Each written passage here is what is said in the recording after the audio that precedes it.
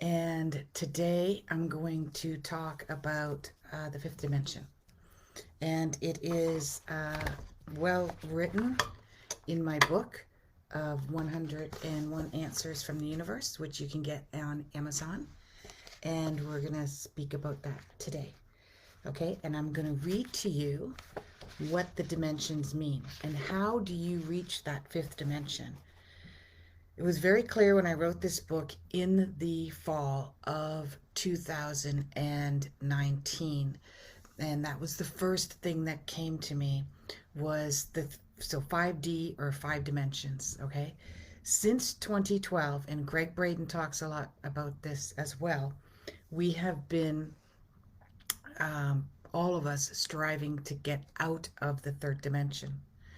And the third dimension is our dimensions of consciousness, and also a collective dimension in which we need to rise above collectively in order for us to reach towards nirvana. Nirvana is where we all are trying to reach towards. And so whenever you have a friend or a husband or a partner and somebody's driving you crazy because you're trying to lift them up, okay, that is your job. I know, annoying as it is your job. And what you want to do is, if they're pulling you down, if they're pulling you down from dimensions, from your dimension, then, and you cannot maintain your level of consciousness because it's destructive to you, then you have to move away from that person, whether it be psychologically, energetically. Greg Braden talked about us moving since 2012. That was December 2021. December 21, 2012. If you remember, that was a huge, really what it was the beginning, the dawning of a very long journey of us moving from the fifth dimension collectively, from the third dimension collectively into the fifth dimension. We all have to do this. We all have to do this. We have no choice. We have no choice. Dimensions spoken in the context, so I am told, are 1 to 9 plus. So dimensions spoken in this context, so I am told, is 1 to 9 plus. 1 to 3 is focused on the body, learning the basic needs and expressions as a human being. In 1 to 3, we have less choices. Once in spirit form, one has to return immediately. So what that means is that if you're in the first to the third dimension, then when that body passes on, you are born immediately, reborn immediately to continue your growth, okay, to continue your learning. And when you're not in human form, when you're in spirit form, there's a whole new world out there beyond that veil, and we have less choices in that nirvana, in that heaven, in that place. And so we have to come back immediately. We are led more by the animal instinct. Survival is important, and the focus is on the self. 4 to 6 are when we are learning to think outside of ourselves, comfort, nurture, and serve others, understanding the heart center. When in spirit form, while in the 4 and 6 dimensions, one has more choices and can stay in heaven, place choices before returning.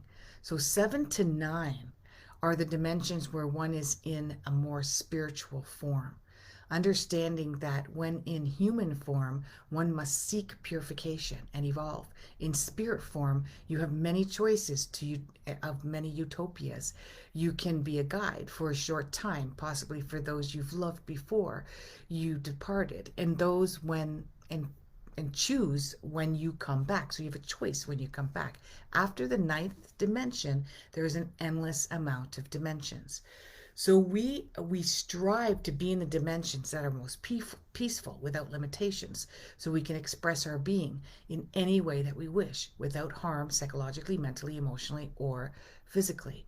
We are living in challenging and confusing times now, and yet we have so much abundance in and so much advanced technology to have all that we desire. But does it have to be at a price? At the cost of our planet's health, our welfare, and the imbalance of who prospers and who does not? No, it does not. In 2020, we will unveil all of the questions which lead to the answers, and they are also revealed in this book, 101 Answers from the Universe by Holly Hall at Amazon. Okay? So, why are you here on earth? Why now? With the people that you're with in those countries? Why in this particular body? And why for only a few years? And yet for some many decades. How long do we have to recover the damage that we have made to the world? Is there life after death? Is there reincarnation? What are the physics of who we are? Is there a God or source? How can we find true love? Are there soulmates? Is law of attraction real? How can I make a difference? How can I discover my mission and find happiness? And so much more. This book is filled with these questions and answers. And reading this will deliver you simple answers to simple truth in yet a detailed fashion. All right? So let's go into a little bit more explanation of the dimensions, which is on, this was, what I just read to you was the intro into the book. And then we go on to question 28 and 29. Why are we here? Right? First of all, you are here to learn about yourself. You're here to learn who you are. Dimension 1, although there's very few of us left in the first and second dimensions, but Dimension 1, Dimension 2, Dimension 3, the 3 dimensions, they're collective together. The 5th dimension that we're moving towards is the 4th, 5th, and 6th. So we're going to oscillate. Some of us may be kind of stuck in the 4th. Some of us may be advanced into the 6th. All of us have to be at least into the 5th. So even the ones that are in the 4th, we have to drag them up. Right? And yeah, that's our job. And if you discover, if you get frustrated and irritable and short-tempered and even impatient with those who are not conscious, they're not awake, they're not awakening, they're not even trying to be awake, these are your students, these are your proteges. We have to help those. Yes, we would love to just hang out with people just like us, but that's not changing the world. We're all collectively in a corner somewhere, just amongst ourselves, right? No, that's not changing the world. Our frustration, our irritation has to be navigated by helping others, serving others, right? So let's look at it this way. When you have and you have to know yourself. You have to know what your strengths are, because your strengths are also coupled with the weakness, the challenge, right? So you might be a perfectionist and you may be demanding perfection in your job, with your partner, with your children, with yourself. But that also makes you an amazing problem solver. It makes you very good with critical thinking, right? So yes, there's one and then there's the other. You have to know what they are, so that you don't criticize yourself so profusely that you do not utilize your problem solving skills in the most positive way. And so that when you are having a bad day, or you are having extenuating circumstances, maybe even for months or even years at a time, when you are critiquing yourself or criticizing yourself, you know that's just a shadow version of your true self. It's just a shadow version of your true essence of who you really are. You cannot get rid of one without getting rid of the other. So all you have to do is recognize when one is misplaced, basically, when one is misplaced. Right? So if you're listening to this, I would love your feedback. What is the dimensions to you? And what dimension do you feel like that you're in? Where do you feel that you are? Now, one is not better than the other. All right? So, okay. This is how spirit shares it with me. This is how, I'm going to answer this as well. One of my, she's actually a client, but one of my Facebook people um, said, you know, where do you get these messages from? Where do you get these messages? Are they from spirit? Are they from guides? Are they from angels? Are they from, where is it? You know, where's his higher power? I'm going to give you the answer to that before this is over. It's not easy to explain, but I'm going to give you a good answer. So imagine, I really don't like to be able to use the educational system as an example, but that's the best way I can do it because the educational system needs a lot of work. And, but imagine that you have two children. They're yours, they're somebody else's, they're people on the street, right? One's in kindergarten, one's in grade 12. Right? The kindergarten one does not know how to read, does not know how to write, does not know how to do projects, doesn't even know any math, doesn't know where China is, maybe, doesn't know geography, right? And the grade 12 one supposedly does. They have learned all of this in school, they have developed these skills. Does that make the one in kindergarten less of a person, less of a being than the one in grade 12? No. In fact, the one that's in kindergarten could actually be more of a being, more of an essence, maybe a stronger energy, possibly, than even the one in grade 12. Do you see what I mean? So the first dimension is not any better or worse than the ninth dimension, but it's where we strive. When we're in kindergarten, we strive to graduate, right? When we're in the first to third dimension, we're striving to be in the 12th dimension. Some of us get there faster, some of us get there slower, and some of us have our own way of navigating through that. All right. Now, with that being said, let's read a little bit more about the book and why you want to strive and how you can strive towards these dimensions. You're here to experience the enlightenment of who you are, to douse yourself in the experience, the emotions, the love, the compassion of the experiences until you become one with Source. Until you are so purified, nothing is left but Source. Nothing is left but light, that space that is filled with light, which is universal consciousness. So that's where I'm going to stop right there. The unified field of Source. That's where I get my messages from. That's where I get my downloads from. That's where I get my insight from Source. Okay, from this universal consciousness, the unified field of Source. And what is this unified field of Source? What is this unified consciousness? It's you, it's me, it's everything, every being, every essence, everything.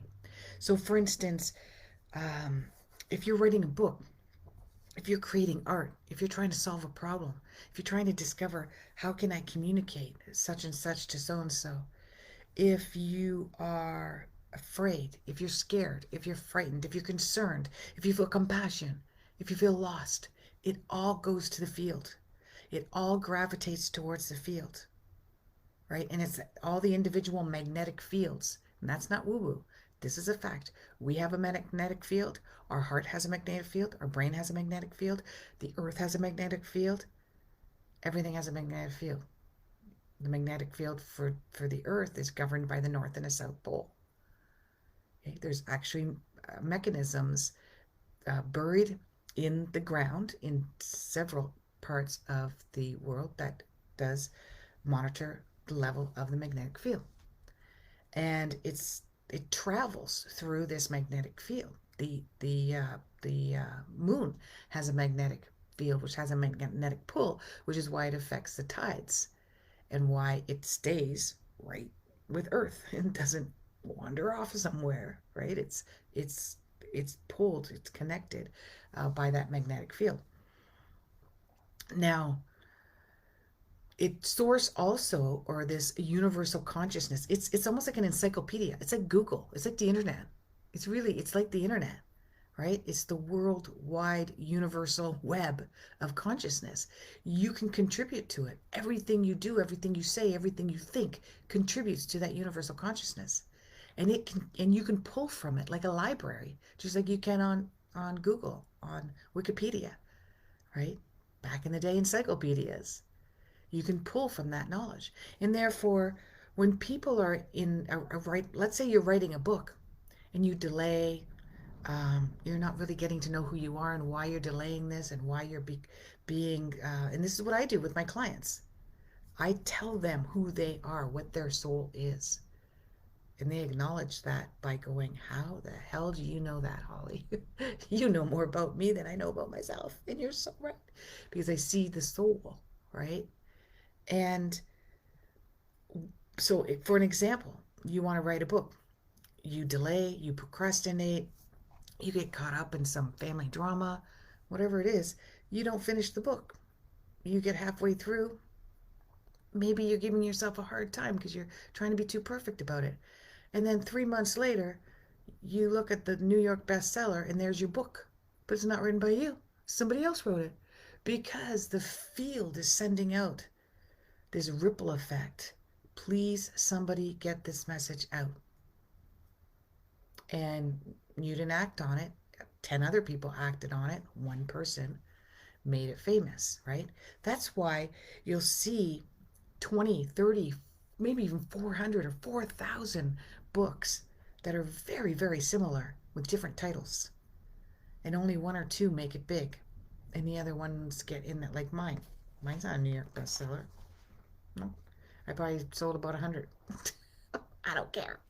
Because it's getting to the people that it has to get to.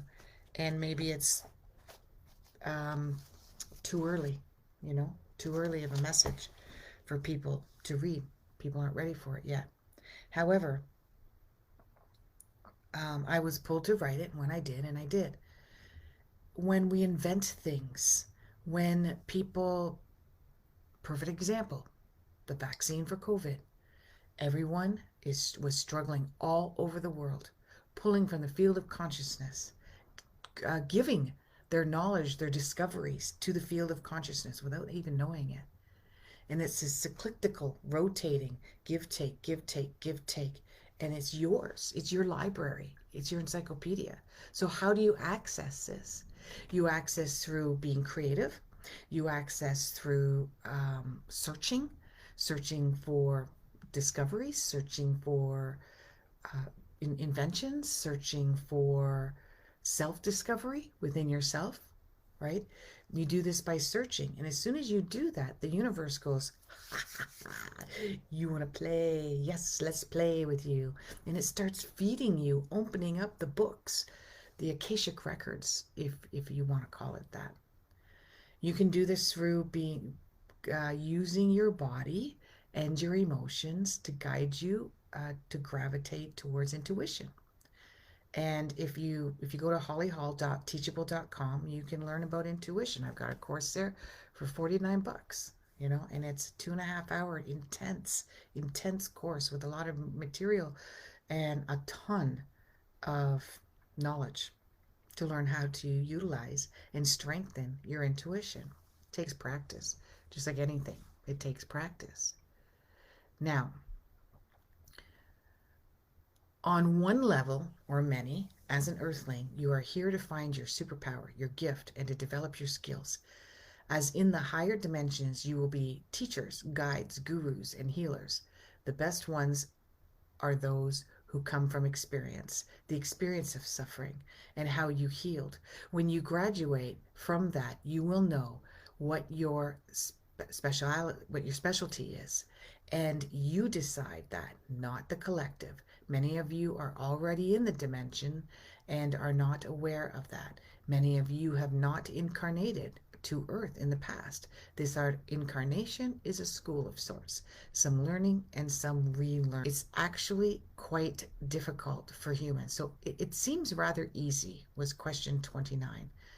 No, it's actually quite difficult for humans, but yes, it should be easy. However, when the experiences or lessons are physically are physical pain or emotional pain, physical restraint, illness, love, loss, material loss, mental loss, starvation, or deterioration of natural resources such as poverty, it is not that simple.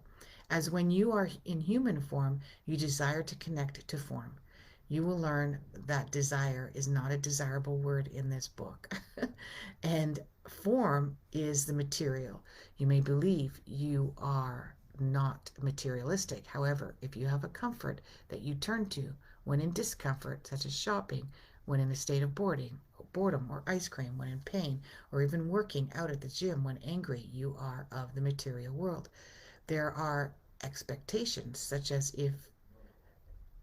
if you do or have specific things, you would feel better, right? Many of you want this without suffering. You want to have abundance. You want to have money. You want more money. You want vacations. You want free time. You want all of this without work or suffering. You want it to be instant. You desire to be pain free, and you aspire for it to be easy. That is not a realistic expectation. As a collective, you are intimidated, even motivated by greed and power. This is destructive, and you become lost. In the meantime, you have less. It is your lesson, your mission, and your life to embrace and find the truth in that lesson. We lovingly understand that this is not always easy. That you take this information that we have about to give you now very seriously. It is very important that all of you understand this. Most of you have shifted collectively. This is the largest shift in thousands of years. Most of you have transcended out of the third dimension. The shift happened in 2012 and in the beginning of 2013. And in 2020, all of you have shifted out of the first and the third dimension completely. What we mean by that, after 2020 is over, none of you will be in the first or third dimension. That means that humans are coming into the power that supersedes their humanness. Many humans have been in the sixth to ninth plus dimensions. Many of them have been your teachers, your guides, your prophets in history on earth.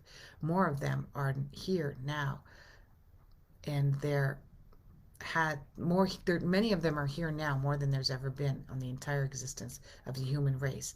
They have been sent here because this shift was expected to happen during this time. It is mapped out and noted in the heavens, your skies, your galaxies, in astrological movements of the planets, stars.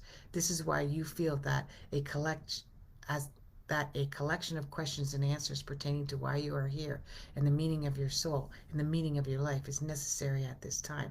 And that's why this book was written.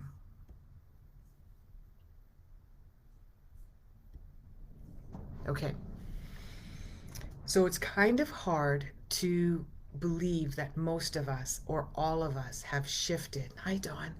Hi, Christina.